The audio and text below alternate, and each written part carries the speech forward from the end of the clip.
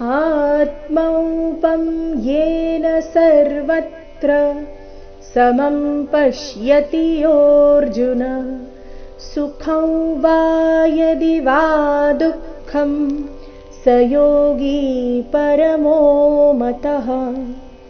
ಆತ್ಮೌ ಶ್ಲೋಕ ಪ್ರಾರಂಭ ಆಗ್ತಾ ಇದೆ ದೀರ್ಘ ಸ್ವರ ಆದಿಂದ. ಆ ದೀರ್ಘ ಹೇಳಿ ನಂತರ ಅದ್ರ ಮೇಲೆ ತದ್ವಾಘಾತ ಬರಬೇಕು. ಆತ್ಮೌಪಂ ಯೇನ ಪ ನಂತರ ಮ ಮತ್ತೆ ಯೇ ಸೇರಿ ಸಂಯುಕ್ತಾಕ್ಷರ.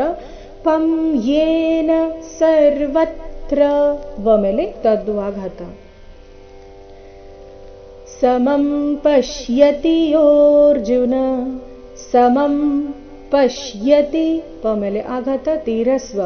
ಪಶ್ಯತಿ ಯೋರ್ಜುನ ಸುಖಂ ವಾ ಇಲ್ಲಿ ಅನುಸ್ವಾರದ ಉಚ್ಚಾರಣೆ ನಾಸಿಕಾ ವ ರೀತಿ ಕಾರಣ ಮುಂದೆ ವಾ ಇದೆ.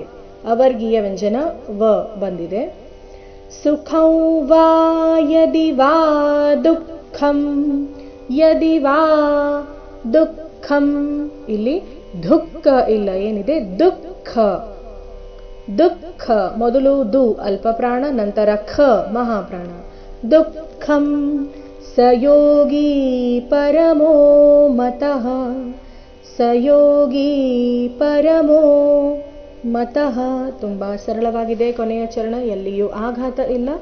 ರಸ್ವ ದೀರ್ಘದ ಮೇಲೆ ಗಮನ ಕೊಡಬೇಕು. ನೋಡೋಣ ಪೂರ್ತಿ ಶ್ಲೋಕ ಮತ್ತೊಮ್ಮೆ. ಆತ್ಮೌಪಂ ಯೇನ ಸರ್ವತ್ರ ಸಮಂ ಪಶ್ಯತಿ ಯೋರ್ಜುನ ಸುಖಂ ವಾ ಯದಿ ವಾ ದುಃಖಂ ಸ ಯೋಗಿ ಪರಮೋ ಮತಃ.